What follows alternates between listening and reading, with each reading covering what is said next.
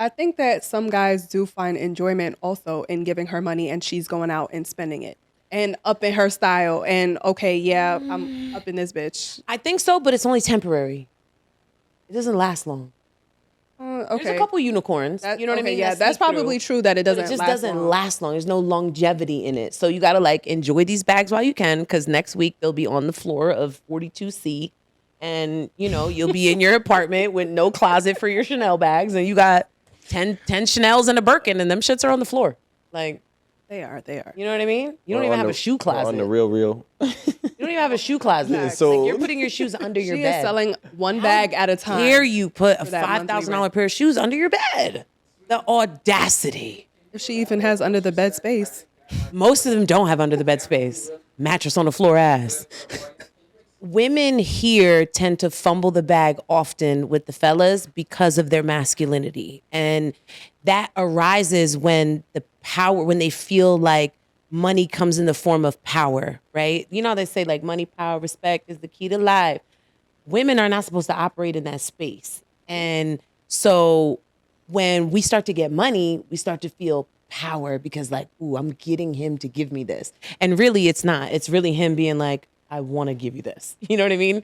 And so women tend to lose their feminine energy. The more a man provides for them, the more dominant they become, the more aggressive they become, the more demanding they become, the more I want it and I want it now. And it ain't even your money, girl. Like this is not. Yeah. This is I not feel that. like maybe you are specialized in this, right? Like I know a little something. But I feel the complete opposite. I feel like girls who are getting money from guys or their partner or whatever become more feminine because when they're protected and it's a relationship, yes. But when they are sugar babies or dealing with multiple dudes at one time, sugar babies too. Yeah, I think those are the most feminine. No. They play it. They play it, but then they start to get that spoiled. I mean, if you literally think about it, their goal is to be spoiled. But when you think about milk when it's spoiled, is that ever good? Like, no. Nothing that's spoiled is good. Including her. Including women. And so sugar babies. Once it moves into that I'm spoiled thing, the sense of entitlement kicks in. They forget the reciprocity part that worked in the beginning to get them that far. Mm-hmm. And then these guys slowly start to slip away. There's always somebody that will do it cheaper, faster, longer for less money. Mm-hmm. And that's the part that women fail at all the time is and look better, right? Got a better body. There's always somebody more beautiful, more whatever. And cheaper. But beautiful and cheaper is cheaper, faster, longer for less money is a win. You know what I mean? And so women tend to like, first of all, everybody has that underlying city girl thing. Even if we keep it dormant, it's there. And and it is. Explain. Okay, so like, you know how city girls made it like, give me money, fly me out, flew me out. You know what I mean? Mm-hmm. Right? Every woman has a small piece of that. It usually comes out with our homegirls when we have a couple drinks and then, we in private. But that small dormant piece surfaces quickly when you start to get spoiled too fast. I even almost fumbled the bag with my man who I've been with for 5 years in the beginning. I almost fumbled that bag. I told you guys that last time I was here. I almost fumbled that. Got prideful? Because I got prideful and I was like, give me that. Give me that. And he was just like, I was asking for like, can you send me some lunch money? Can you send me some shit I didn't even need just because I was getting it and it was like feeding my own ego monster, which everybody has, but men are the ones that carry an ego monster that actually requires to be fed. Ours doesn't. Ours is fed in a very different way. It's not an ego monster. I let that get to me, and I was like, every time I would ask him for $20, he sent me $500. I'm like, oh, I need $20 tomorrow too, and tomorrow. I'm a little. It's like, okay, I understand when you say like it lies dormant in like every girl, and I feel like, okay, yes. When we get around our girls, it's just like, oh yeah, you like it when he has it, right? And then when he's willing to do it, but then when he's actually gonna do it, it's, I don't know, for me, it's kind of like, oh wait, I don't know why I'm like that. That's just an issue with receiving. I do have an issue with receiving. I was just and about I to feel ask. like, and it's maybe because I am also pretty alpha myself and dominant. So it's just like, I that don't comes from something like, too. I'm glad that you're willing to give me, but like, don't really give it to me though. Yeah, that's crazy. Yeah, I don't. My need to friend work on actually that. said that too. That's sick. We need to work on that. My friend was like, "Girl, you better take it." I'm like, Because there's not a check for that. That's not one of those sicknesses that you actually get paid for. There's no compensation for that. There's need no to work on that. compensation for that. Yeah. We need to work on that because the issue with receiving starts back like as you're growing up as a little girl. Like either nobody gave you the things that you wanted or they overachieved in giving to suppress other things that were negative, that didn't make you feel good. And so, without getting all into your history, like you really have to evaluate like why do I have a problem with receiving, especially from men? Like if we go out and I'm like, girl, I got it, you're gonna let me buy the drinks or no?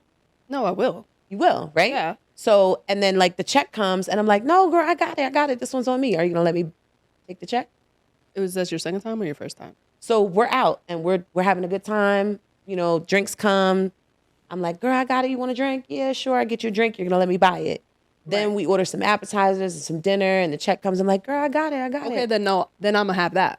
You're gonna take the check? Yeah. You're not gonna just receive me. Well, then buying you it? just got the drinks though, and I let that happen. That's a problem with receiving. Because when somebody is offering you something with nothing expected in return, we tend to bring that old history of like, ooh, I owe you now. And because that hit somewhere in the past, That whether also it's is with a what it man is, or a yeah. mom or whatever, because that slapped so hard in your past, it now surfaces now. And so instead of you just walking away with a $300 night with your girls and we had a great time and you don't owe me shit, if you want to do it next time, cool. But, to show the reciprocity next time. But if I'm offering to buy you something or get you a drink or let's go, hey, I just cashed out, made 6 figures in the last couple weeks. Let's go to the store, come shopping with me. And you're like, girl, I ain't, I ain't about to go in Dior. And I'm like, girl, I got it. Come on, let's go. Are you going to come with me and buy some shoes? Or are you going to say no? I will say no. I'm not gonna lie. I will say Yeah. no. But I think it is I asked you that on purpose because I want you to see that there's a problem with receiving. There's no way that I'm turning down somebody without stipulation, right? It's not like if I give you this, you give me this, right? Like I'm not trying to like, what did the guy say? Clap cheeks or something? Clap them cheeks?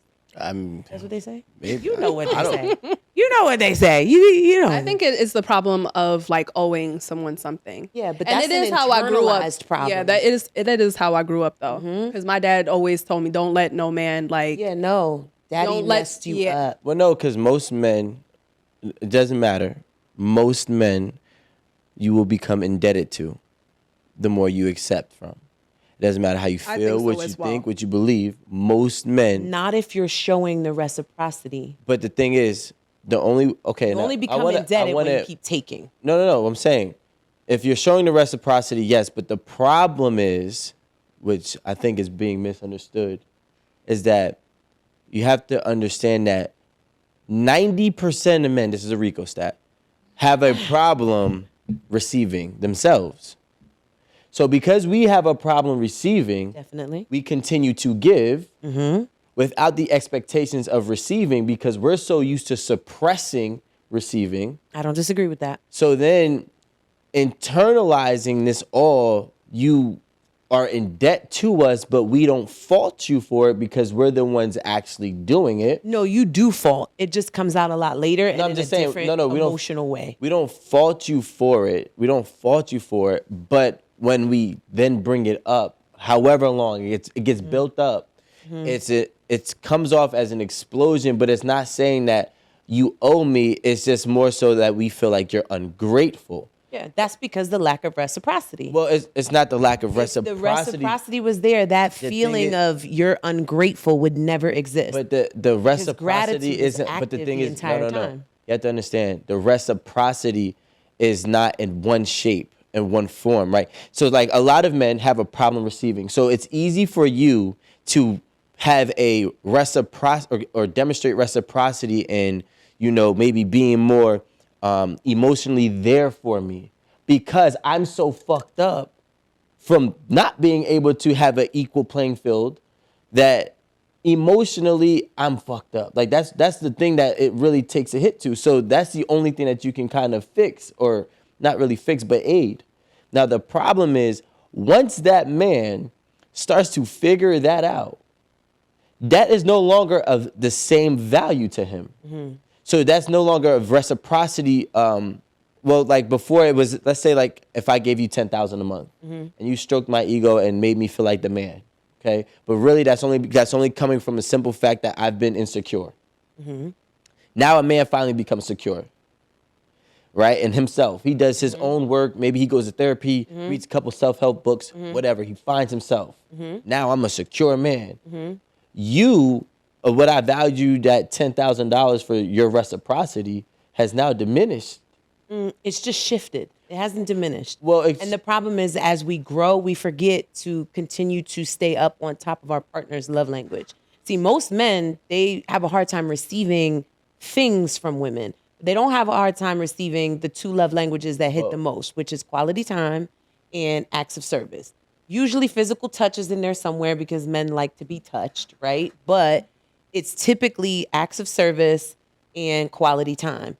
And that is the problem. Think women will sit next to their man like this instead of giving him the quality time. You think that men don't get quality time? I think they do. But what I'm saying is the desired men. Can I use a Rico stat? Okay. Right? Majority of men, their love language comes with words of affirmation, acts of service, meaning you are doing things for me. I come in the door, you meet me at the door and you give me a hug. That's an act of service, right? It doesn't mean you take off my shoes and you rub my feet. It could mean that, but it doesn't always mean that. Little small acts of service, baby, I brought you a drink, or like, hey, do you want some champagne? Or, those are all acts of service. And when I say reciprocity, women forget to pour back into their man in that way. And now the man just feels like his cup is like on empty because it's not being filled back up with that reciprocity. Not necessarily financial, not necessarily like, am I giving you, and this is also why I always tell my students don't accept allowance, because he'll pour $10,000 into you, your ideas, your business, your dreams, your goals before you could take it, put it in your pocket, because now you have even more to show for that 10 grand because he doesn't physically see the outcome of that money. Men that have money like that, they're builders. They are innovative. They are builders. That's what they do. They're like, okay, if I put this here, this is going to grow. If I plant this seed, this is going to grow. And most women just sit as a little dirty little seed in the soil and they just never grow. And so as time goes on, there's no flower, which means there's no tree, which means there's no fruit. So, even the good book says you can tell the leader by the fruit that it bears, right? The tree by the fruit that it bears. You're bearing no fruit. You didn't even grow carrots or nothing, not even honeysuckles, nothing. But you got to remember, why are men, all right, so let me ask you this question. I know the answer because I'm a man. Of course you know the answer. But for a woman, right, why do you think men like to build? What do you think is the end result? It's a couple things. Well, that's a two-part question. So why do they like to build is because of a few things. Number one, pressure in society has just made men the dominant ones and that they are the protectors and providers. But it goes back as far as the Beauty and the Beast and the little cartoons and TV shows that we watch as we grow older. The man is always the superhero and the savior. They're always the captain. Until they dropped a Wonder Woman, they were the Batmans and even the sidekick was a dude. You know what I mean? There was that masculine role has already been set for boys. So when they become men, they just kind of feel I'm either going to be that or I'm going to feel insuffice. And those are the guys that play the background that can't quite get to that level. You know what I mean? They're like the butler instead of the Robin or the Batman. You know what I'm saying? They're like the servant guy. But the butler built Batman. But he can't be Batman. No, but don't. And there's a difference. But this is what I'm trying to explain. Right? The butler ain't getting no money. What? The butler is living just like Batman. He's living a good life. What do you mean? Off of Batman's tails. Off of Batman's father, not Batman.